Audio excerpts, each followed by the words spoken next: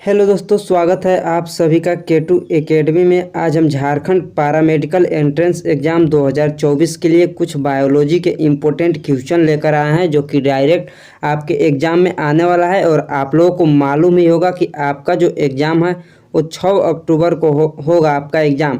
तो उसी से हम लोग क्वेश्चन लेके आए हैं उसी के लिए। तो चलिए देखते हैं। सबसे पहला क्वेश्चन है, और यह जो क्वेश्चन है वो एम्स 2024 यानी कि इसी वर्ष पूछा हुआ क्वेश्चन है, तो आपके भी एग्ज़ाम में आ सकते हैं। देखिए यहाँ पे मादा विषम युग्मता है।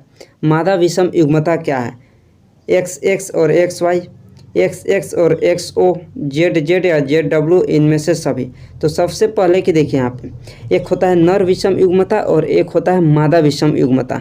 तो नर विषम युग्मता यहाँ पे देखिए ऑप्शन नंबर ए वाला है, एक्स एक्स और एक्स वाई, जिसको में एक्स एक्स जो है वो मादा और एक्स वाई नर होते हैं। उसी तरह कीट ये सब में होते हैं एक्स एक्स और एक्स ओ कीट में होते हैं, और पक्षी में होते हैं जेड जेड और जेड डब्ल्यू, जो कि मादा विषम युग्मता। जेड जेड जो होते हैं वो नर होते हैं, और जेड डब्ल्यू जो होते हैं वे फीमेल होते हैं, मादा होते हैं, और इसी को बोलते हैं मादा विषम युग्मता। इसका ऑप्शन नंबर सी हो जाएगा बिल्कुल सही आंसर। इसके बाद देखिए यहाँ पे अगला क्वेश्चन है। अगला क्वेश्चन है, और ये सभी क्वेश्चन बायोलॉजी का है, जो कि इम्पोर्टेंट क्वेश्चन है और प्रीवियस ईयर में आया हुआ भी है। उत्परिवर्तन शब्द किसने दिया था? उत्परिवर्तन शब्द किसने दिया था बतलाइए। ह्यूगो ड्यूवरीज ने, मॉर्गन ने, अलेक्जेंडर फ्लेमिंग या फिर मेंडल ने? अगर आप लोगों का इसका आंसर पहले से मालूम है तो आप लोग बतला सकते हैं कमेंट बॉक्स में। देखिए उत्परिवर्तन शब्द दिए थे ह्यूगो ड्यूवरीज ने, ऑप्शन ए। ऑप्शन ए हो जाएगा ह्यूगो ड्यूवरीज ने। ऑप्शन नंबर ए को आप लोग टिक कीजिएगा। इसके बाद देखिए, इसके बाद अगला क्वेश्चन है कि यदि साइटोसिन का प्रतिशत 18% है तो एडेनिन का प्रतिशत क्या होगा? बतलाइए। यहाँ पे देखिए, यहाँ पे होता है एडेनिन बराबर होता है ग्वानोसिन। एडेनिन का प्रतिशत जितना होता है उतना ही प्रतिशत होता है ग्वानोसिन का, और साइटोसिन का जितना होता है उतना ही होता है यूरेसिल या फिर थाइमिन का। तो देखिए यहाँ पे हम लोग निकालते हैं, और बहुत ही आसानी से हम लोग यहाँ पे निकाल लेंगे, आप भी निकाल सकते हैं। यहाँ पे देखिए साइटोसिन का दिया हुआ है और हमसे एडेनिन का पूछा है। देखिए एडेनिन का पूछा है और साइटोसिन का दिया है, तो साइटोसिन का जितना है उतना ही हो जाएगा। यहाँ पे 18% साइटोसिन का है, तो यूरेसिल का भी हो जाएगा यहाँ पे, या फिर थाइमिन का भी 18%। देखिए 100% में से 18% ए वाला और 18 नहीं 36% कम हो जाएगा, यानी कि 100% माइनस 36 करेंगे तो यहाँ पे 64 आएगा। और 64% में से 32% एडेनिन हो जाएगा और 32% ग्वानिन हो जाएगा। बराबर बराबर होता है ये दोनों, यानी कि 32% हो जाएगा एडेनिन की प्रतिशत। एडेनिन की प्रतिशत यहाँ पे बराबर होता है 32 और ग्वानिन की प्रतिशत बराबर भी 32। अगर यहाँ पे एडेनिन की जगह ग्वानिन भी पूछता तो हमारा 32% ही इसका आंसर आता। ऑप्शन नंबर ए हो जाएगा इसका बिल्कुल सही आंसर। इसके बाद देखिए यहाँ पे अगला प्रश्न है। अगला प्रश्न है कि वर्णांधता में रोगी नहीं पहचान पाता है। मतलब जब वर्णांधता होता है, कलर ब्लाइंडनेस होता है, तो उसको में रोगी को कौन सा 2 कलर नहीं पहचान पाता है? लाल तथा पीला रंग, लाल तथा हरा रंग, नीला तथा हरा रंग, या फिर इनमें से कोई नहीं? तो यहाँ पे जो रोगी वो नहीं पहचान पाता है वो लाल और हरा रंग को नहीं पहचान पाता है। Option number B. Option number B लाल तथा हरा रंग को नहीं पहचान पाता है। इसके बाद देखिए यहाँ पे अगला क्वेश्चन है। अगला क्वेश्चन क्या है देखते हैं कि RNA के पायरिमिडीन में पाया जाता है। देखिए RNA के पायरिमिडीन में क्या पाया जाता है बतलाइए। यहाँ पे एक होता है प्यूरिन, एक होता है पायरिमिडीन। तो एक होता है प्यूरिन और एक होता है पायरिमिडीन। तो प्यूरिन में सबसे पहले क्या क्या होता है इसको देखते हैं। तो एक एडेनिन और ग्वानिन होता है, और प्यूरिमिडीन में क्या होता है? तो प्यूरिमिडीन में जो होता है वो साइटोसिन होता है, थाइमिन होता है, और एक यूरेसिल होता है। अब देखिए यहाँ पे भी आपको एक कन्फ्यूजन होगा कि इसको में 2 और इसको में 3। इसको में भी दो ही होता है। अगर जो आरएनए है तो इसको में थाइमिन नहीं होगा, यूरेसिल होगा। अगर आरएनए है तो यूरेसिल होगा। अगर जो यहाँ पे डीएनए होता, अगर डीएनए होता तो यहाँ पे थाइमिन होता। यहाँ पे देखिए अलग अलग होता है। एक सेकेंड यहाँ पे देखिए बतलाते हैं। एक साइटोसिन कॉमन है, साइटोसिन दोनों में होता है, आरएनए और डीएनए दोनों में, लेकिन यहाँ पे थाइमिन और यूरेसिल के यहाँ पे बात करते हैं। देखिए एक थाइमिन और एक यूरेसिल। अगर ये आरएनए है तो आरएनए में यूरेसिल होता है, किस में? आरएनए में। और डीएनए है तो डीएनए में होता है थाइमिन, थाइमिन होता है डीएनए में। तो यहाँ पे पूछा है कि आरएनए के पिरिमिडिन में क्या होता है। तो एक तो यूरेसिल होगा, थायमिन होगा नहीं। तो देखिए ऑप्शन नंबर ए पे थायमिन दिया है जो कि गलत हो जाएगा, और ऑप्शन नंबर देखिए डी पे भी थायमिन दिया है, यह भी गलत हो जाएगा। एक ए और डी को गलत आप लोग कर दीजिए। अब बचता है ऑप्शन नंबर बी और ऑप्शन नंबर सी में। तो देखिए पिरिमिडिन में पूछा है, एक होता है प्यूरिन, एक होता है पिरिमिडिन। प्यूरिन में अभी हम जस्ट आप लोगों को बतलाएं कि एडेनिन और गुआनिन होता है, और पिरिमिडिन में साइटोसिन हो जाएगा और एक यूरेसिल हो जाएगा। साइटोसिन हो जाएगा ऑप्शन नंबर सी, और एक यूरेसिल हो जाएगा। साइटोसिन और यूरेसिल, अगर यहाँ पर डीएनए में पूछता तो साइटोसिन तो कॉमन होता, लेकिन यूरेसिल की जगह पर थायमिन हो जाता, यूरेसिल की जगह पर थायमिन हो जाता। यहाँ तक आपको कॉन्सेप्ट क्लियर है तो आप लोग जल्दी से बतलाइए। यहाँ तक सभी लोगों का क्लियर है तो बतलाइए। और एग्ज़ाम में मात्र 2 दिन का समय बचा है, इसलिए आप लोग सभी दोस्तों के पास शेयर जरूर कीजिएगा, सभी दोस्तों के पास शेयर कीजिएगा। और चैनल पर नए होंगे तो चैनल को सब्सक्राइब भी कर लीजिएगा, और इस वीडियो को लाइक ज़रूर कीजिएगा। देखिए अगला क्वेश्चन है कि इटाई रोग किसके कारण होता है। मरकरी, कैडमियम, आर्सेनिक या फिर नाइट्रेट। तो देखिए यहाँ पे इसके अलावा भी हम कुछ यहाँ पे इम्पोर्टेंट तथ्य लेकर आए हैं। देखिए जो कि मरकरी है, तत्व मरकरी और इधर रोग। तो यहाँ पे देखिए इस तरह से क्वेश्चन आते हैं कि मिनी माता रोग किसके कारण होता है। तो मरकरी से होता है मिनी माता रोग, मरकरी से। ब्लैक फुट जो है वो आर्सेनिक से होता है, और ब्लू बेबी सिंड्रोम जो है वो नाइट्रेट से होता है। और यहाँ पे जो हो जाएगा इटाई जो होता है वो कैडमियम से होता है। इटाई कैडमियम से होता है, इसको भी आप लोग याद रख लीजिएगा। इटाई जो होता है वो कैडमियम से। और इसके अलावा आप लोग यहाँ पे देखिए इस जो स्लाइड है इसको में 4 क्वेश्चन आपको बन गया। यहाँ पे एक मिनी माता, black foot, blue baby syndrome और एक इटाई 4 रोग है, और चारों रोग के जो होने वाला तत्व है इस तत्व के कारण से यहाँ पे होता है, इसको भी आप लोग याद रख लीजिएगा। इसके बाद देखिए यहाँ पे अगला क्वेश्चन है, और एक क्वेश्चन भी आता है। देखिए प्रारंभिक कोडोन है, एक आता है स्टॉप कोडोन, एक होता है प्रारंभिक कोडोन। तो यहाँ पे हम लोग दोनों के बारे में बात करेंगे, स्टॉप कोडोन और स्टार्ट कोडोन, यानी प्रारंभिक कोडोन, दोनों के बारे में बात करेंगे। तो देखिए यहाँ पे प्रारंभन कोडोन बोला है, तो प्रारंभन कोडोन में जो होता है वो AUG होता है। देखिए AUG ऑप्शन नंबर बी पे दिया है AUG। और स्टॉप कोडोन जो होता है, स्टॉप कोडोन होता है, उसको भी हम यहाँ पे बतला देते हैं। 1 सेकेंड रुकिएगा, स्क्रीनशॉट यहाँ पे हो चुका है ये वाला। इसका PDF आप लोगों को हम टेलीग्राम पर दे देंगे, स्क्रीनशॉट मारने की ज़रूरत नहीं है। यहाँ पे देखिए स्टॉप कोडोन में होता है UUU, UAG और UGA।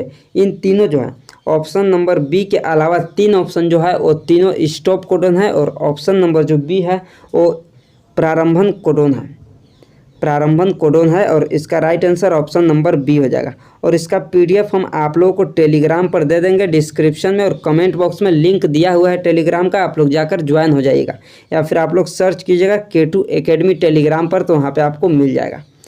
यहाँ पे बतलाइए अगला क्वेश्चन है। देखिए हाथी पाँव रोग किसके द्वारा होता है। हाथी पाँव रोग किसके द्वारा होता है। तो एस्कैरिस लुम्ब्रिकॉइड्स, एंट अमीबा हिस्टोलिटिका, बुचेरेरिया ब्रैंकोफटाई या फिर प्लाज्मेडियम वाइवेक्स। तो देखिए जो हाथी पाँव होता है, हाथी पाँव जो होता है वो बुचेरेरिया ब्रैंकोफटाई से होता है, ऑप्शन नंबर सी। इसके बाद अगला क्वेश्चन है। यहाँ पे देखिए 2 क्वेश्चन हैं। क्वेश्चन यहाँ पे पहला है कि मेंडल के नियमों की खोज की। मेंडल के नियम का पुनः जब खोज किया गया तो उसमें कौन कौन से वैज्ञानिक थे। तो एक कॉरेंस थे, एक शेरमॉक और डी व्रीज, इन सभी वैज्ञानिक थे, ऑप्शन नंबर डी। इन तीनों वैज्ञानिक थे जब मेंडल के नियम का पुनः खोज हुआ था। और दूसरा यहाँ पे क्वेश्चन है कि इसमें से कौन सा रक्त समूह, इनमें से कौन सा रक्त समूह का रक्त किसी भी रक्त समूह के रोगी को दिया जाता है। ऑप्शन ए में है O, A, B या फिर AB। वो कौन सा रक्त समूह है जिसको, यानी कि आप लोग यहाँ पे बोलिए तो सर्वदाता। सर्वदाता कौन होता है, सर्वदाता ब्लड ग्रुप कौन होता है। तो और एक सर्वग्राही, यहाँ पे देखिए एक सर्वग्राही होता है AB, और सर्वदाता जो होता है O, वो होता है सर्वदाता O निगेटिव, वो होता है ऑप्शन नंबर A। इसके बाद देखिए अगला क्वेश्चन, और यहाँ पे भी 2 क्वेश्चन है, और दोनों क्वेश्चन नीट 2019 में पूछा हुआ क्वेश्चन है, तो इम्पोर्टेंट क्वेश्चन है, यहाँ पे आप लोग देख लीजिए। क्वेश्चन यहाँ पे फर्स्ट वाला है कि हार्मोन मोचक अंतःगर्भाशय युक्तियाँ का चयन करो। Walters LNG20, Multiload 375, प्रोजेस्टा shirt LNG20 या फिर लिपेस लूप मल्टीलोड 375। तो यहाँ पे देखिए बोला है हार्मोन मोचक। तो हार्मोन मोचक यहाँ पे NCERT में दिया हुआ है 2, एक LNG-20 दिया है और एक प्रोजेस्टा दिया है। Option number C, option number इसका हो जाएगा सी। जो फर्स्ट वाला है इसका ऑप्शन नंबर सी। और सेकेंड वाला का देखते हैं कि निम्न में से कौन सा यौन संचारित रोग पूर्णतः साध्य नहीं है, तो इसका जो हो जाएगा वो जननिक परिसर्प, इसका भी सी हो जाएगा। दोनों का आंसर सी हो जाएगा, ऑप्शन नंबर सी दोनों का हो जाएगा इसका आंसर।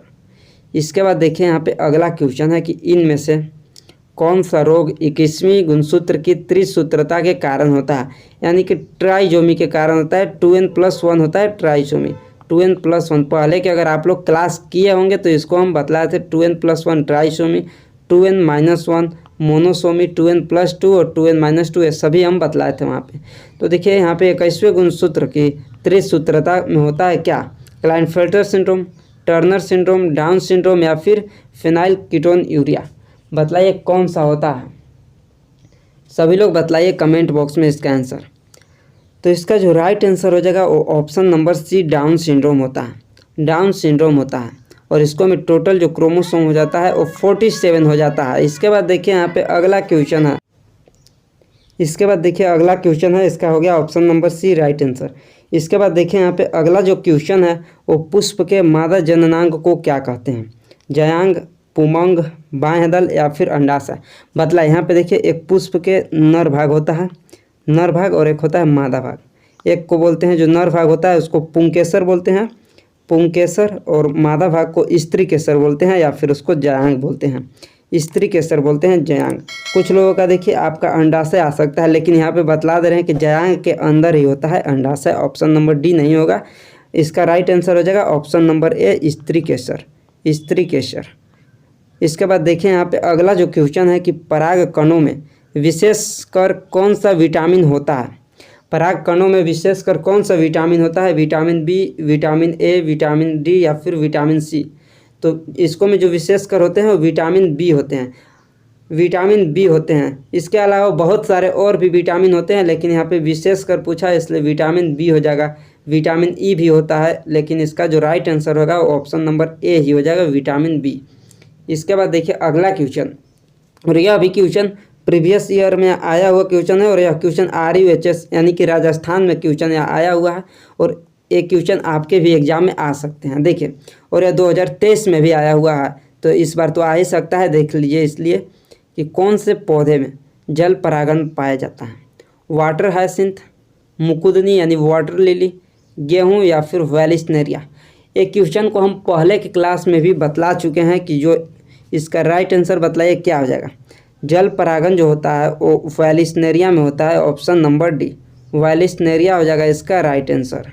इसके बाद देखिए अगला जो क्वेश्चन है वो निम्नलिखित में से कौन सा, यहाँ पे देखिए अगला जो क्वेश्चन है कि निम्नलिखित में से कौन सा पराग कणों के लिए अवतरण मंच का काम करता है। ऑप्शन ए अंडाशय, ऑप्शन बी वर्तिका, ऑप्शन सी परागकोश और ऑप्शन डी वर्तिकाग्र। बतलाइए यहाँ पे सभी लोग, पराग कणों के अवतरण मंच का काम कौन करता है, तो वर्तिकाग्र करता है, ऑप्शन नंबर डी, वर्तिकाग्र करता है। इसके बाद देखिए यहाँ पे अगला क्वेश्चन है कि औषधि रहित IUD निम्न में से है, कॉपर टी, कॉपर, प्रोजेस्टासट या फिर लिपेस लूप। कौन है यहाँ पर बतलाइए, औषधि रहित, तो इसका हो जाएगा lipase loop, option number D, option number D हो जाएगा इसका राइट आंसर। इसके बाद अगला क्वेश्चन है कि जनन एवं बाल स्वास्थ्य सेवा कार्यक्रम किस नाम से प्रसिद्ध है, SCH, RCH, HCH या फिर FCH, किस नाम से प्रसिद्ध है, तो इसका हो जाएगा RCH, option number B, RCH। इसके बाद देखिए यहाँ पे अगला क्वेश्चन है कि भ्रूण की 16 कोशिकीय अवस्था कहलाती है, मोरूला, ब्लास्टोमियर, ब्लास्टूला या फिर गैस्टूला, क्या कहलाती है, सभी लोग बतलाइए। और आप लोग इस चैनल को जरूर सब्सक्राइब कर लीजिएगा, डेली क्लास हो रहा है कंटिन्यू, और इस वीडियो को शेयर भी कीजिएगा। इसका जो राइट आंसर हो जाएगा वो ऑप्शन नंबर ए मोरूला। और आज के क्लास में इतना ही रहने देते हैं, फिर मिलते हैं अगली क्लास में, इसलिए आप लोग चैनल को सब्सक्राइब जरूर कीजिएगा और इस क्लास को ज़्यादा से ज़्यादा शेयर कीजिए।